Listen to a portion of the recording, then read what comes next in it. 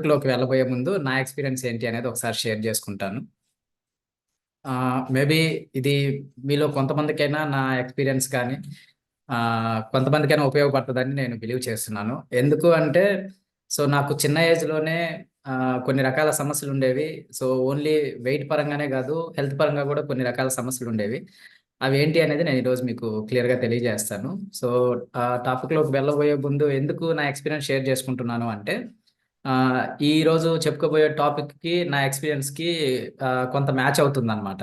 So, మేజర్‌గా నేనెక్కువ first suffer అయింది యాక్చువల్‌గా నాకు ఈ కమ్యూనిటీ పరిచయమైంది నేను ఓవర్ వెయిట్ ఉన్నప్పుడు. అంటే ఉండాల్సిన దానికన్నా ఒక 10 కేజెస్ ఎక్స్‌ట్రా వెయిట్ ఉన్నాను. ఈ 10 కే ఈ 10 కేజెస్ ఎక్స్‌ట్రా వెయిట్‌తో పాటు నాకున్న హెల్త్ ఛాలెంజెస్ ఏంటి అంటే ఫస్టు గ్యాస్ ట్రబుల్ అనేది ఫస్ట్ స్టార్ట్ అయిన నాకు సమస్య. ఈ గ్యాస్ ట్రబుల్ ఎప్పుడైతే స్టార్ట్ అయిందో అది సమస్య స్టార్ట్ అయిన విషయం గూడా నాకు తెలీదు. సో, నాకున్న లైఫ్ స్టైలు, నాకున్న ఫుడ్ హ్యాబిట్స్ అంతా గూడా టోటల్‌గా డిఫరెంట్‌గా ఉండేవి మిగతా వాళ్ళతో పోల్చుకుంటే. నా టైమింగ్స్ కావచ్చు, అంటే సర్టెన్ ఒక ఏజ్ వరకు నా బిజినెస్సు నేను స్టార్ట్ చేయనంత వరకు నాకొకలా ఉండింది. ఎప్పుడైతే నేను ఓన్‌గా నేను ఒక బిజినెస్ స్టార్ట్ చేశానో, నా బిజినెస్ వచ్చేసి ఫోటోగ్రఫీ. నా ప్రొఫెషన్ వచ్చేసి ఫోటోగ్రఫీలో ఉండేవాడిని.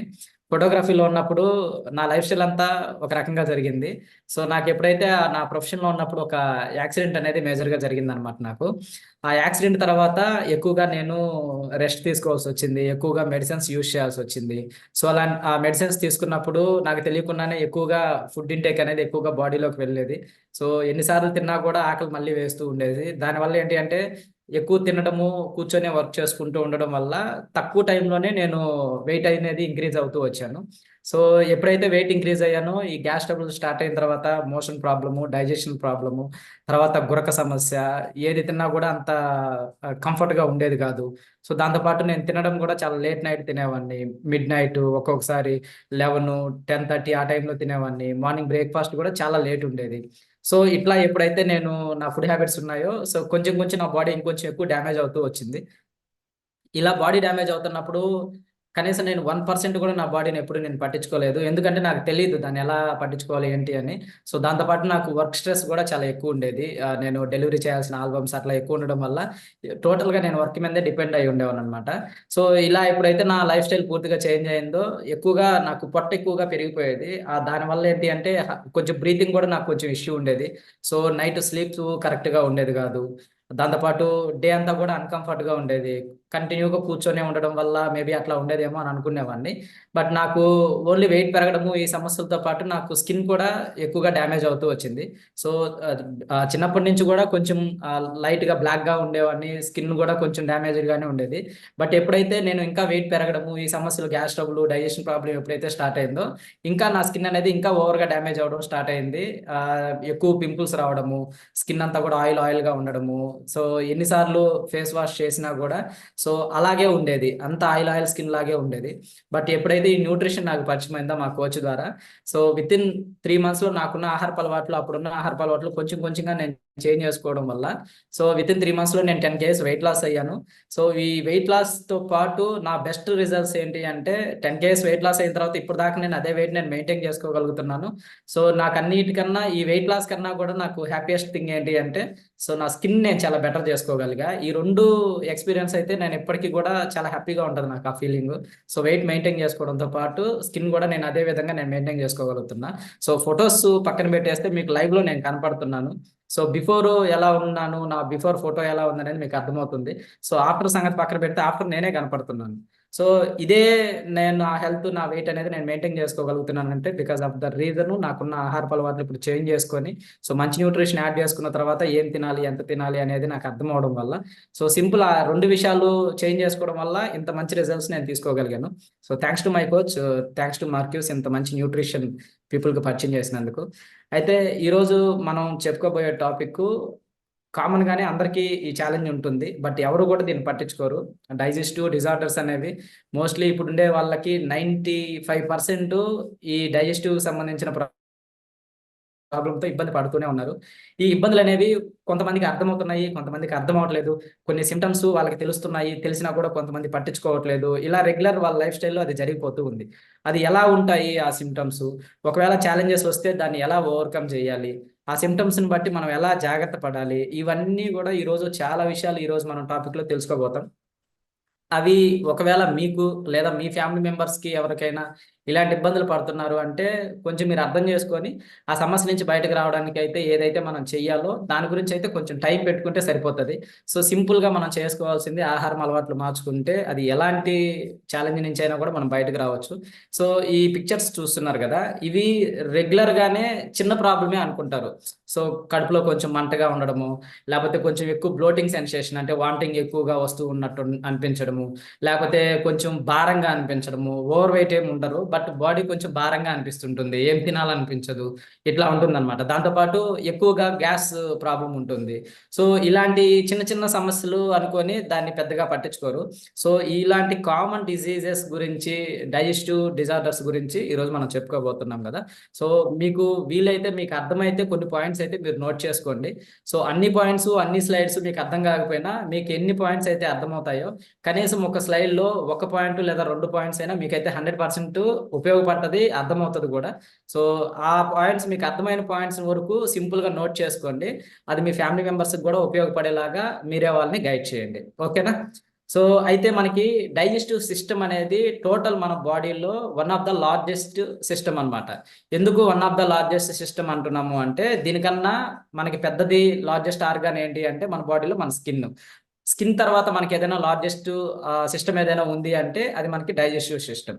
ఎందుకు అది లార్జెస్ట్ సిస్టమ్ అంటాము అంటే మనకి నోటి దగ్గర నుంచి యానస్ దాకా అంటే మోషన్ వెళ్ళే ప్లేస్ ఏదైతే ఉందో అక్కడి వరకు గూడా మనకంతా గూడా లోపల డైజెస్టివ్ సిస్టమ్ అనే అంటారు.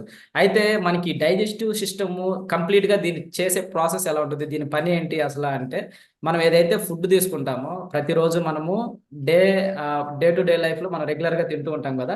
ఆ తిన్న ఫుడ్ అంతా గూడా మన బాడీ స్టోర్ చేసుకునే దానికి, అలాగే మనం తీసుకున్న ఫుడ్డు స్టోర్ చేసుకున్న దాన్ని డైజెస్టివ్ చేసేదానికి, డైజెషన్ అయిన ఫుడ్డు దాంట్లో మనం ఏదైతే మంచి పోషకాహారం గనక తీసుకుంటే దాంట్లో ఎన్నో కొన్ని పోషక విలువలుంటాయి. అంటే న్యూట్రిషన్ వాల్యూస్ ఉంటాయి గదా! సో, ఆ న్యూట్రిషన్ వాల్యూస్‌ని మన బాడీకి అబ్జార్ప్షన్ చేసుకునేదానికి ఈ డైజెస్టివ్ సిస్టమ్ అనేది ఉపయోగపడతది. ఇలా ఎప్పుడైతే మనకి ఇవంతా ఉపయోగపడి వేస్టేజ్ ఏదైతే ఉంటుందో మన బాడీలో అది మనకి మోషన్ ద్వారా బయటికెళ్ళిపోయేదానికి. సో, ఈ ప్రాసెస్ అంతా గూడా మనకి డైజెస్టివ్ సిస్టమ్ చేసే ఒక వర్క్ అనమాట. ఇదంతా గూడా మనకి ప్రాపర్‌గా జరగాలి. ఆ న్యూట్రిషన్ వాల్యూస్ ఏదైనా మన బాడీకి అబ్జార్ప్షన్ జరగాలి అంటే సింపుల్ థింగ్ మనం అర్థం చేసుకోవాల్సింది ఏంటి అంటే మనం తినే ఫుడ్‌లో ఏదైనా న్యూట్రిషన్ వాల్యూస్ ఉన్నాయా లేదా? అది తినే ముందు ఆ నోటి దగ్గరికి వెళ్ళే ముందు ఒకసారి మనం క్రాస్ చెక్ చేసుకుంటే సరిపోతది. అయితే కంప్లీట్‌గా ఈ డైజెస్టివ్ సిస్టమ్ ప్రాసెస్ ఎలా ఉంటదనేది మనం స్టెప్ బై స్టెప్ ఒకసారి అర్థం చేసుకుందాం. అంటే నేను చెప్పాను గదా! ఆల్రెడీ మన నోటి దగ్గర నుంచి ఏదైతే ఫుడ్ వెళ్తుందో, అక్కడి నుంచే మనకి డైజెషన్ సిస్టమ్ అనేది స్టార్ట్ అయిపోతుంది. మనం తినే ఫుడ్ అనేది కొంచెం మనం నమిలి కొంచెం తింటాం గదా!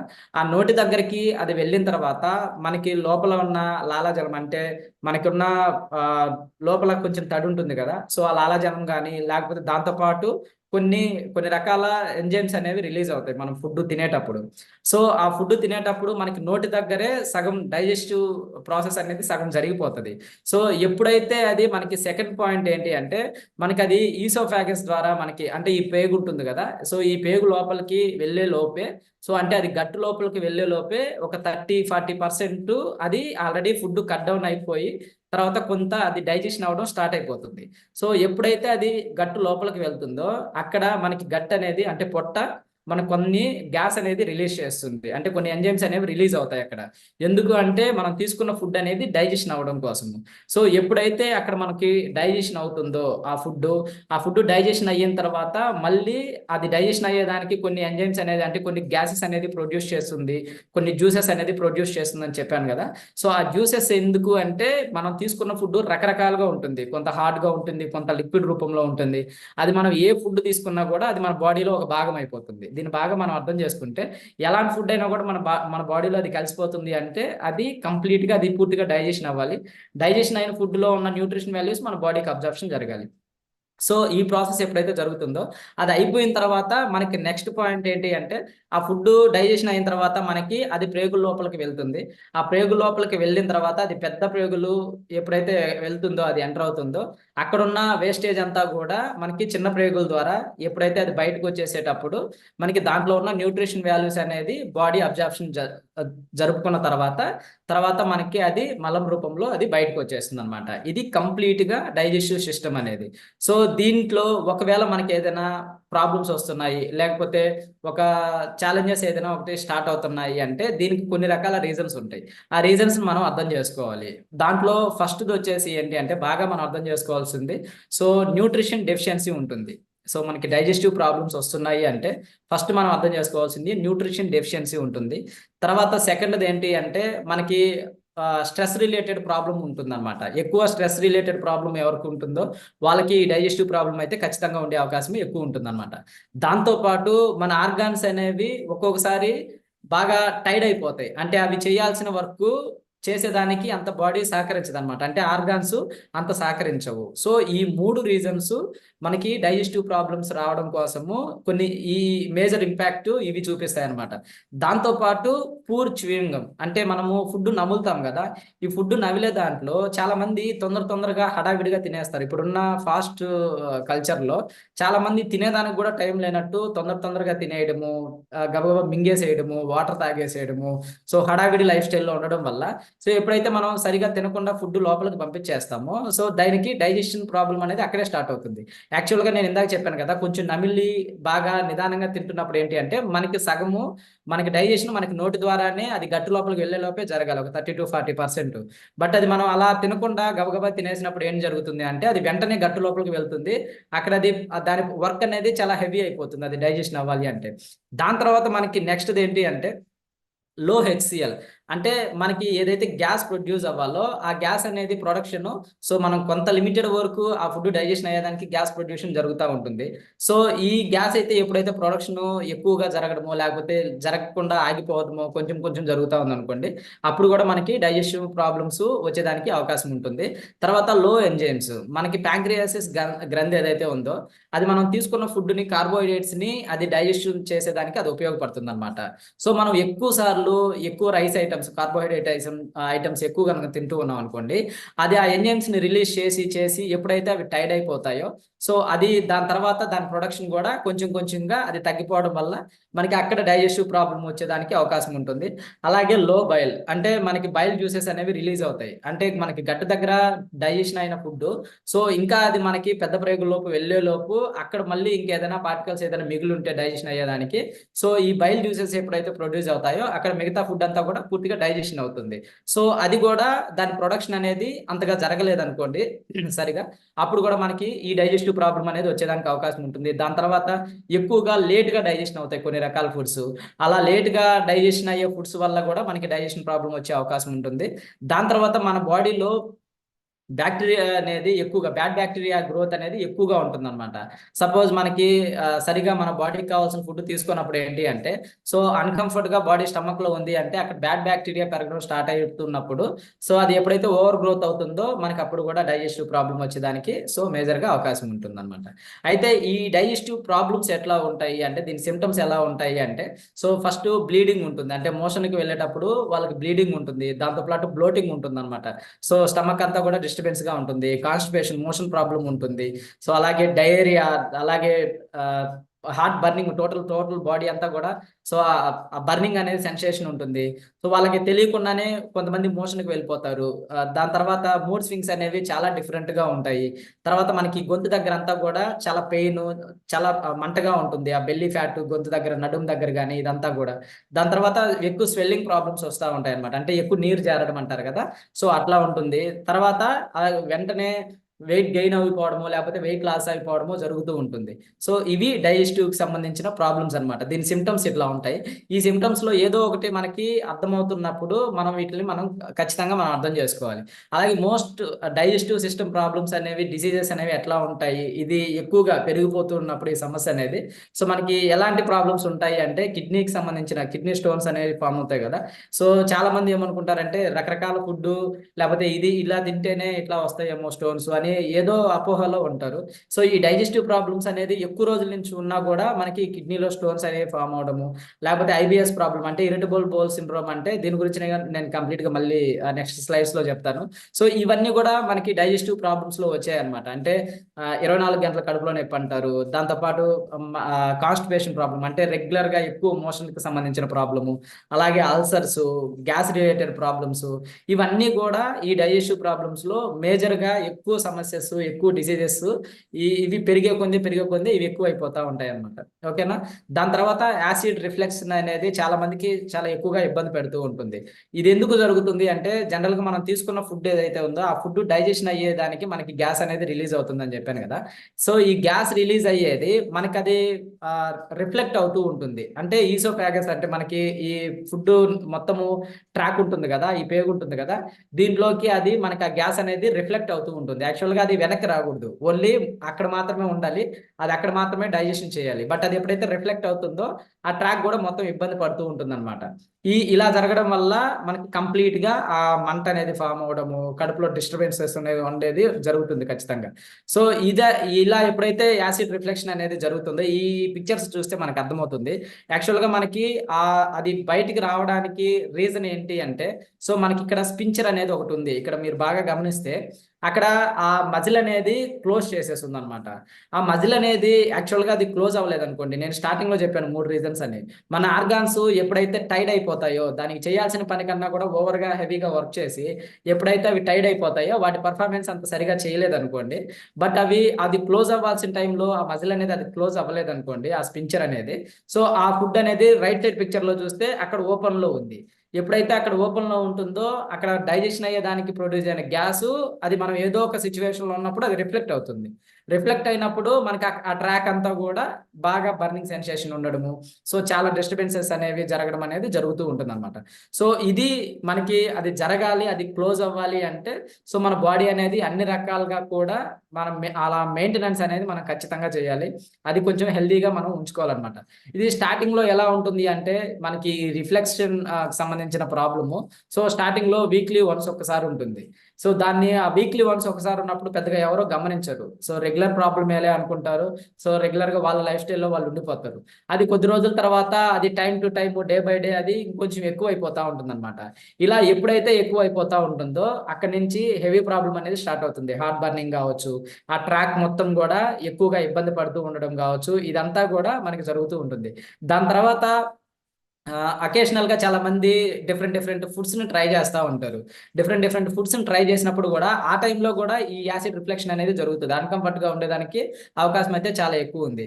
కొన్నిసార్లు ఏంటి అంటే అకేషనల్ గా కాకపోయినా ఏదైతే మనకి బాగా ఇష్టం ఉండే ఫుడ్స్ ఉంటాయో అవి మనకి నచ్చినా నచ్చకపోయినా రకరకాల ఫుడ్స్ అన్నిటిని, అన్ని రకాల టేస్ట్ని ఎంజాయ్ చేసేదానికి సో చాలా డిఫరెంట్ గా తినేస్తారు హెవీగా.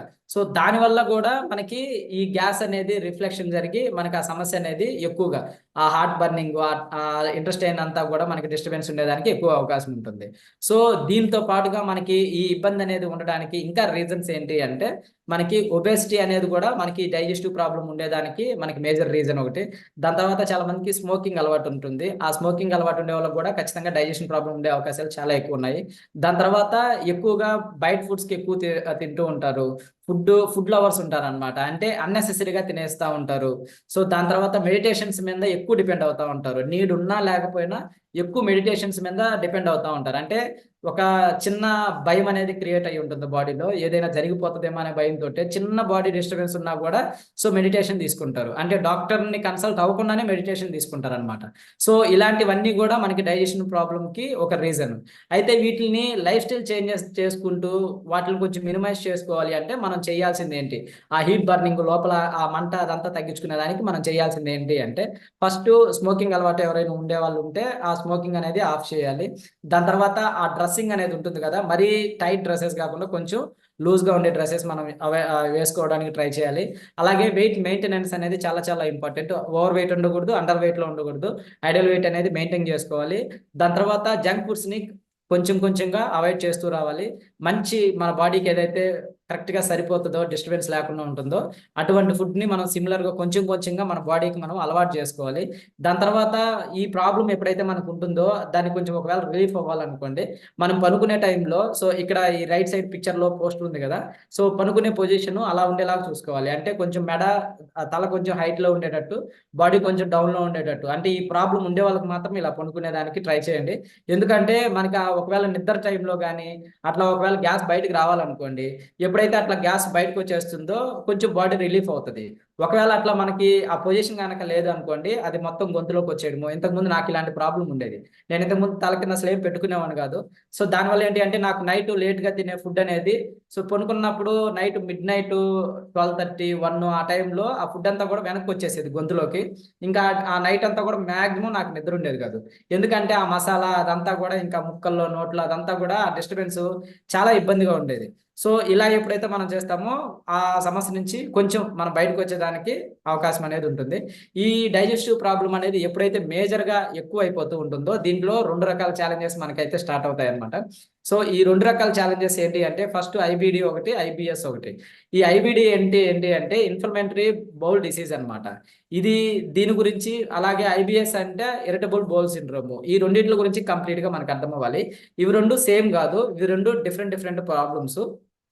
అయితే ఈ ఐబిడి ఉండే సమస్య ఎట్లా ఉంటుంది అంటే, ఇది మనకి మౌత్ దగ్గర నుంచి యానస్ దాకా, అంటే మనకి మోషన్ వెళ్ళే ప్లేస్ దాకా కూడా మనకి ఆ లోపల ఆ ట్రాక్ మొత్తం కానీ, ఆ డైజెషన్ సిస్టమ్ మొత్తం కానీ సో కొంచెం కొంచెంగా మొత్తం డ్యామేజ్ అయిపోయి ఉంటుంది. ఈ డ్యామేజ్ అయిపోయి ఉండేది మొత్తం కూడా మనకి అది ఆ సమస్య నుంచి ఇంకా మనల్ని ఇంకా ఇబ్బంది పెడుతూ ఉంటుంది. దానికి మనకి ఆ ప్లేస్ మొత్తం కూడా ఆ ట్రాకింగ్ అంతా కూడా దానికి కొంచెం ఏదో ఒక రూపంలో ఇబ్బంది పెడుతూ ఉంటుంది అనమాట. అయితే ఈ ఐబిఎస్ అనేది ఏంటి అంటే ఒక్కొక్కసారి మనకి చాలా మందికి ఇది, నేను మా సీనియర్స్ దగ్గర నుంచి కూడా కొంతమంది రిజల్ట్స్ కూడా నేను విన్నాను. ఈ ఐబిఎస్ ప్రాబ్లం ఎట్లా ఉంటుంది అంటే, సో కొంచెం టెన్షన్ పడినా, లేకపోతే కొంచెం ఎక్కువ స్ట్రెస్ ఫీల్ అయినా, ఈ తిన్న వెంటనే మళ్ళీ వెంటనే మోషన్ రావడము, ఇట్లాగే సమస్య అనేది ఎక్కువైపోతూ ఉంటుందన్నమాట. ఎందుకు ఇలా జరుగుతూ ఉంటుంది అంటే, సో ఇది ఆల్రెడీ డైజెస్టివ్ ప్రాబ్లం ఎప్పుడైతే స్టార్ట్ అయి ఉంటుందో కొన్ని రకాల సిమ్టమ్స్ మనకు ఆల్రెడీ మన బాడీ చూపిస్తూ ఉంటుంది. ఇలాంటి సిమ్టమ్స్ అన్నిటిని ఎప్పుడైతే మనం గమనించుకోకుండా ఫ్రీగా వదిలేసి, ఎప్పుడైతే దాన్ని ఎక్కువ సివియర్ ప్రాబ్లం అయ్యేదాకా మనం తెచ్చుకుంటామో, అలాంటి సిచ్యువేషన్లో ఏంటి అంటే, సో మనం చిన్నగా ఇబ్బంది పడినా, కొంచెం టెన్షన్ పడినా, ఇప్పుడు ఏదైనా కొంచెం ఫుడ్ తిన్నామంటే వెంటనే మళ్ళీ మోషన్కి వెళ్ళిపోవడము, ఇలాంటి సమస్య అనేది మనకి ఎక్కువైపోతూ ఉంటుంది అనమాట. ఇవి రెండు సిమిలర్గా ఒకటే రకమైన ఛాలెంజెస్ లాగే ఉంటాయి. అంటే ఐబిడి ప్రాబ్లం ఉన్నా, ఐబిఎస్ ప్రాబ్లం ఉన్నా, సో టోటల్ బాడీ అంతా కూడా ఎలా ఉంటుంది అంటే అబ్డామినల్ పెయిన్ ఎక్కువగా ఉంటుంది, లూజ్ మోషన్స్ ఎక్కువ అయిపోతూ ఉంటాయి, కాన్స్టిపేషన్ ప్రాబ్లం అంటే మలబద్ధకం అంటారు కదా, దీనికి ఈ ప్రాబ్లం అనేది ఎక్కువ ఉంటుంది. సో టోటల్గా మనకి ఒక్కొక్కసారి మోషన్కి వెళ్ళేటప్పుడు బంక పడడం అంటారు, అంటే లైట్గా చీమిడి ఎలా అయితే ఉంటుందో మనకి జలుబు చేసినప్పుడు ఆ టైప్ ఆఫ్ మోషన్ కూడా వస్తూ ఉంటుంది అనమాట. ఇది ఎప్పుడైతే రెగ్యులర్గా జరుగుతుందో, ఎప్పుడో ఒకసారి జరగడం కాదు, రెగ్యులర్గా జరుగుతూ ఉందో, ఇది ఖచ్చితంగా మనము దాన్ని గమనించుకొని దాన్ని ట్రీట్ చేసుకోవాల్సిన విషయం ఉంది. ఈ ఐబిడి ప్రాబ్లం అనేది ఏంటి అంటే కొన్ని రకాల టెస్టుల ద్వారా దాన్ని మనం తెలుసుకోవచ్చు, దాన్ని మనం ట్రీట్ చేసుకోవచ్చు. ఈ ఐబిఎస్ ప్రాబ్లం ఏంటి అంటే దీన్ని మనం ట్రాక్ చేసేదానికి కానీ ట్రీట్ చేసేదానికి కానీ ఇది అవ్వదు. దీన్ని మనకున్న సిమ్టమ్స్ని బట్టే దాన్ని మనము కొంచెం కొంచెంగా ఆ సమస్య నుంచి బయటకు రావడానికి అయితే మనం ట్రై చేయాలి. అయితే ఈ రెండింటికి తేడా ఏంటి అంటే, ఈ ఐబిఎస్ సిమ్టమ్స్ ఎట్లా ఉంటాయి అంటే బాగా గమనించుకోండి. సో గ్యాస్ ప్రాబ్లం అనేది ఎక్కువ ఉంటుంది, బ్లోటింగ్ సెన్సేషన్ అనమాట, అంటే ఎక్కువ మనకి వామిటింగ్ సెన్సేషన్ లాగా ఎక్కువ ఉంటుంది. అలాగే నిద్ర అనేది ఖచ్చితంగా డిస్టర్బెన్స్ ఉంటుంది, తొందరగా అలసిపోతూ ఉంటారు, కాన్స్టిపేషన్ ప్రాబ్లం ఎక్కువగా ఉంటుంది అనమాట. అలాగే ఐబిడి సిమ్టమ్స్ ఎట్లా ఉంటాయి అంటే ఫీవర్ వస్తూ ఉండడము తరచుగా, అలాగే మోషన్లో బ్లడ్ ఎక్కువ వెళ్ళిపోతూ ఉండడము, అలాగే రక్తహీనత అంటారు కదా, రక్తహీనత సంబంధించి ఎక్కువ సమస్య ఉండడము, ఎక్కువ వెయిట్ లాస్ అయిపోవడము. ఈ వెయిట్ లాస్ అయిపోయినప్పుడు చాలా మంది అదేదో కొంత బెస్ట్ సొల్యూషన్ లాగా చెప్తుంటారు అనమాట. నాకు గ్యాస్ ఫామ్ అయింది, నేను ఒక 1 month లో ఒక 7 kgs 10 kgs వెయిట్ లాస్ అయిపోయాను, సో ఇప్పుడు చాలా బాడీ తేలిగ్గా ఉంది, ఇట్లా హ్యాపీగా చెప్పుకుంటా ఉంటారు. ఆ వెయిట్ తగ్గింది ఓకే, బాడీలో మనకి మజిల్ ఉంది, ఆర్గాన్స్ ఉన్నాయి, వాటర్ ఉంది, సో ఫ్యాట్ ఉంది, అన్ని రకాల ఆర్గాన్స్ అన్ని వెయిట్లు కలిపి ఉంది కదా వెయిట్. సో దీంట్లో ఏ వెయిట్ తగ్గిందో మనకి తెలియలేదు అనుకోండి, ఓన్లీ వెయిట్ నెంబర్ ఒకటే చూసుకున్నప్పుడు మనకి హ్యాపీగా ఉంటుంది. ఒకవేళ మనకి మజిల్ వెయిట్, బోన్ వెయిట్ తగ్గిపోయింది అనుకోండి, అది రికవరీ అవ్వాలంటే కొన్ని ఇయర్స్ టైం పడుతుంది. అంత తొందరగా వెంటనే రికవరీ అవ్వదు, అంత తొందరగా మళ్ళీ వెంటనే మజిల్ ఫామ్ అవ్వదు. కోల్పోయినంత ఈజీ కాదు మళ్ళీ వాటిని మనం తిరిగి తెచ్చుకోవడం. అందుకని మన బాడీని మనం చాలా జాగ్రత్తగా కాపాడుకుంటూ ఉండాలన్నమాట. ఇలా ఎప్పుడైతే మనకు జరుగుతుందో ఖచ్చితంగా వీటన్నిటిని మనం అర్థం చేసుకుంటూ ఉండాలి. అయితే irritable bowel syndrome, IBS problem అని చెప్పాం కదా. సో ఇలాంటి ప్రాబ్లం ఉన్నప్పుడు కొంచెం గ్యాస్ రిలీఫ్ అయినప్పుడు కానీ, లేకపోతే మోషన్కి వెళ్ళినప్పుడు కానీ ఇది బాగా రిలీఫ్ అనిపిస్తూ ఉంటుందన్నమాట. సో అయినా ఈ ఈ సమస్యని మనము కొన్ని రకాల సిమ్టమ్స్ మనకు అర్థమైనప్పుడు ఆ సమస్య నుంచి బయటకు రావడానికి అయితే మనం ట్రై చేయాలి. దీని కాసెస్ ఎట్లా ఉంటాయి అంటే, స్ట్రెస్ ఉన్నా కానీ, లేకపోతే యాంగ్జైటీ ఉన్నా కానీ, లేకపోతే డిప్రెషన్లో ఉన్నా కానీ దీనికి ఎక్కువ సమస్యలు ఉండేదానికి అవకాశం ఉంటుంది. అలాగే మనకి ఇందాక స్టార్టింగ్లోనే చెప్పాను కదా, మనకి న్యూట్రిషన్కి సంబంధించింది, అలాగే మనం హ్యాపీగా ఉన్నప్పుడు కొన్ని రకాల హార్మోన్స్ రిలీజ్ అవుతూ ఉంటాయి. ఇవన్నీ కూడా రీజన్స్ అనమాట మనకి డైజెస్టివ్ ప్రాబ్లంకి. అలాగే జెనెటిక్గా కూడా కొంత వచ్చేదానికి అవకాశం ఉంటుంది. అది 30% మాత్రమే ఉంటుంది అనమాట. అయితే దీని సిమ్టమ్స్ ఎట్లా ఉంటాయి అంటే, కాన్స్టిపేషన్ అండ్ డయేరియా అనేది ఎక్కువ ఇబ్బంది ఉంటుంది. అబ్డామినల్ పెయిన్ అంటే పొత్తి కడుపులో పెయిన్ ఎక్కువ ఉంటుంది. అలాగే గ్యాస్, ఈ బ్లోటింగ్ అనే సెన్సేషన్ ఎక్కువ ఉంటుంది అనమాట. అయితే దీన్ని ట్రీట్ చేయడం ఎలాగా, మనమే ఎలా ట్రీట్ చేసుకోవచ్చు అంటే, సో మనకి ట్రిగ్గర్డ్ ఫుడ్ అంటే చూడంగానే వెంటనే తినేయాలి అనే ఫాస్ట్ ఫుడ్స్ ఉంటాయి కదా, వీటిని కొంచెం అవాయిడ్ చేసి మన శరీరానికి ఏం కావాలో అలాంటి ఆహారం తీసుకునేదానికి ట్రై చేయాలి. అలాగే రెగ్యులర్ ఎక్సర్సైజ్ అనేది మనం ఖచ్చితంగా అలవాటు చేసుకోవాలి. దాని తర్వాత దానికి తగ్గ సపోర్ట్ మెడిటేషన్ ఏదైనా ఉంటే అది ఖచ్చితంగా మనము మెడిటేషన్ మీద కూడా డిపెండ్ అవ్వాలన్నమాట. అయితే ఇవి నేను ఇందాక చెప్పాను కదా, మనకి ఐబిడికి ఐబిఎస్కి తేడా ఏంటి అంటే, సో ఈ ఐబిడి అనే ప్రాబ్లం ఏంటి అంటే, క్రానిక్స్ డిసీజ్ అంటే టోటల్ మనం ఆ ట్రాక్ మొత్తం అంటే నోటి దగ్గర నుంచి యానస్ దాకా, సో టోటల్ మొత్తం కూడా డ్యామేజ్ అయి ఉంటుంది అనమాట. అలాగే ఈ ఆల్టర్నేటివ్ క్లాటిక్స్ అంటే ఏంటి అంటే, ఇది మనకి ఓన్లీ పెద్ద పేగులు ఉంటాయి కదా, అక్కడ వరకు మాత్రమే ఇది డ్యామేజ్ అనేది జరుగుతుంది. సో దీన్ని సిమ్టమ్స్ మనం అర్థం చేసుకొని దీన్ని అయితే మనం జాగ్రత్త పరుచుకోవాలి. ఇది ఎక్కువ కొద్ది మనకి ఇంకా ఎలా ఉంటుంది మన బాడీ ఫీలింగ్స్ అంటే, ఆకలి పెద్దగా వేయదు చాలా మందికి. సో చాలా తక్కువ తింటుంటాము, లేకపోతే నాకు పెద్దగా ఆకలి లేదని చెప్తుంటారు. ఇవన్నీ కూడా వీటి సిమ్టమ్స్ అనమాట. అలాగే బౌల్ మూమెంట్ అర్జెన్సీని క్రియేట్ చేస్తూ ఉంటుంది. అలాగే డయేరియా అనేది ఉంటుంది. అబ్డామినల్ పెయిన్, క్రాంప్స్ అంటే మజిల్ పట్టేయడం అంటారు కదా, అట్లాంటి సిచ్యువేషన్స్ ఎక్కువ ఉంటాయి. అలాగే మనకి మోషన్‌లో ఎక్కువ బ్లడ్ వెళ్ళిపోవడము ఇలా జరుగుతూ ఉంటుందన్నమాట. అయితే మనకి హోమ్ రెమెడీస్ అంటే మనం ఇంట్లోనే ఉండి వీటిని ఎలా జాగ్రత్త పరుచుకోవచ్చు అంటే, సో మనకి ఫైబరు ఇంత ఫుడ్డు, ఇంత లేడీస్‌కి గాని, జెంట్స్‌కి గాని ఇంత ఫైబర్ తీసుకోవాలనేది ఉంటుంది గదా, దాన్ని కొంచెం మనం రిస్ట్రిక్ట్ చేయాలి. అంటే కొంచెం తగ్గించుకోవాలి. ఇలాంటి ప్రాబ్లమ్ ఎప్పుడైతే ఉంటుందో, జనరల్‌గా మోషన్ ఫ్రీ అవ్వడం కోసం మనం ఫైబర్‌ని యాడ్ చేసుకోమని చెప్తాం. కొన్ని రకాల రీజన్స్‌తో ఫైబర్ యాడ్ చేసుకోమని చెప్తాం. ఆల్రెడీ ఇన్ని రకాల సమస్యలు ఉన్నప్పుడు అంటే మనకు ఖచ్చితంగా మనకి ఆ సమస్యలనేవి ఖచ్చితంగా మనం నార్మల్ చేసుకునేదానికి వీటినైతే మనం ట్రై చేయాలి. సో డైరీ ప్రొడక్ట్స్ ఏమైనా ఉన్నాయి అంటే వాటిని మనం తగ్గించుకోవాలి. అలాగే ఒమేగా 3 ఫిష్ ఆయిల్స్ అనేవి ఉంటాయి కదా, వీటిని కొంచెం మనం యాడ్ చేసుకోవాలి. అలాగే ఫ్రీక్వెంట్ మన బాడీకి ఏదైతే మంచి ఆహారం ఉంటుందో ఆహారాన్ని మనం కొంచెం కొంచెంగా ట్రై చేయాలన్నమాట. సో ఇది మనము ఇంటి దగ్గర ఉండి మనం ట్రై చేయాల్సినవి. సో ఓకేనా. దాని తర్వాత మనకి దీని క్రానిక్ డిసీజెస్ ఎట్లా ఉంటుంది అంటే, ఫీవర్ గానీ, తొందరగా అలసిపోవడం గానీ, స్టమక్ పెయిన్ ఎక్కువ ఉండడం గానీ, వామిటింగ్ సెన్సేషన్ ఎక్కువ ఉండడం గానీ, తొందరగా వెయిట్ లాస్ అయిపోవడము, డయేరియా, సో మోషన్ వెళ్ళేటప్పుడు బ్లడ్ ఎక్కువ వెళ్ళిపోవడం ఇలా జరుగుతూ ఉంటుంది. అయితే దీన్ని ఎలా రెడ్యూస్ చేసుకోవాలి అంటే, మనం తీసుకోవాల్సిన ఫుడ్ అనేది సో తక్కువ క్వాంటిటీలో అంటే ఫైబర్‌ని కొంచెం తక్కువ క్వాంటిటీలో 10-15 గ్రామ్స్ తీసుకోవడము. సో లిమిటెడ్‌గా ఈ డైరీ ప్రొడక్ట్స్ ఉంటాయి కదా, అంటే 2 సార్లు మాత్రమే తీసుకోవడము డే మొత్తం మీద. అలాగే ఈ నాన్ వెజ్ ఐటెమ్స్ ఉంటాయి కదా, గ్రౌండ్ మీట్, ఫిష్, వీటి మీద కొంచెం డిపెండ్ అవ్వడము. సో కొంచెం అంటే మనం ఆ బాడీ సిమ్టమ్‌ని బట్టి అర్థం చేసుకొని వాటి మీద మనం డిపెండ్ అవ్వాలి. అయితే వీటిని మనము ఎలా కంట్రోల్ చేసుకోవాలి అంటే, మనకి ఈటింగ్ గానీ, స్లీపింగ్ హ్యాబిట్స్‌ని గానీ, సో మనకి తినే ఫుడ్‌ని ఫ్రీక్వెంట్‌గా కొంచెం కొంచెం తినడం అనేది స్టార్ట్ చేసుకోవాలి. అంటే ఎక్కువ ఒకేసారి కాకుండా. అలాగే ఈజీగా డైజెస్టిబుల్ అయ్యే ఫుడ్స్ తీసుకోవాలి. అలాగే మనకి ప్లాంట్ బేస్డ్ ఫుడ్స్ అయితే మన బాడీకి చాలా మంచిది. దాంతో పాటు ఈజీగా అంటే మనకి తొందరగా ఆహ్, మోషన్ ప్రాబ్లమ్ వచ్చేదానికో, లేకపోతే ఇబ్బంది పెట్టేదానికో కొన్ని రకాల ఫుడ్స్ ఉంటాయి కదా, వాటిని మనం అవాయిడ్ చేయాలన్నమాట. సో తొందరగా చాలా మందికి తొందరగా తినే అలవాటు ఉంటుంది. సో ఆ అలవాటుని కూడా కొంచెం తగ్గించుకోవాలి. దాని తర్వాత మనకి ప్రతి 2-3 అవర్స్‌కి ఒకసారి మనం కొంచెం ఫుడ్‌ని లైట్‌గా యాడ్ చేసుకోవడం. అంటే ఎక్కువ గ్యాప్ ఇవ్వకుండా లైట్‌గా ఫుడ్ తీసుకోవడం అనేది. అలాగే లేట్ నైట్ స్నాక్స్ తినే అలవాటు ఉంటుంది. దాన్ని కొంచెం కంట్రోల్ చేసుకోవడం గానీ, చాలా మందికి లేట్ నైట్ హాట్ వాటర్‌తో గానీ, లేకపోతే ఈ టీ ఐటెమ్స్ గానీ, ఇలా తీసుకునే అలవాట్లు ఉంటుంది. సో వాటిని కొంచెం కంట్రోల్ చేసుకోవాలి. అలాగే మనకి నిద్రపోయేటప్పుడు నేను చెప్పాను కదా ఇందాక పొజిషను, అట్లాంటి పొజిషన్‌ను పెట్టుకునేలాగా ట్రై చేయండి. అలాగే లెఫ్ట్ సైడ్ తిరిగి పడుకున్నప్పుడు ఏంటి అంటే, సో ఈ సమస్యల్ని కొంచెం మనకి సొల్యూషన్ ఓరియెంటెడ్‌గా మనం ట్రై ప్రొవైడ్ చేసేదానికి అవకాశం ఉంటుందన్నమాట. అయితే మనకి మన న్యూట్రిషన్ ఫుడ్ లేదంటే మనకున్న సప్లిమెంట్స్ ఏ విధంగా ఉపయోగపడతాయి ఈ డైజెస్టివ్ ప్రాబ్లమ్స్ ఉండే వాళ్ళకి అంటే, మనం స్టార్టింగ్లో చెప్పుకున్నాం కదా, న్యూట్రిషన్ డెఫిషియన్సీ ఉండడం అనేది డైజెస్టివ్ ప్రాబ్లమ్కి మెయిన్ రీజన్.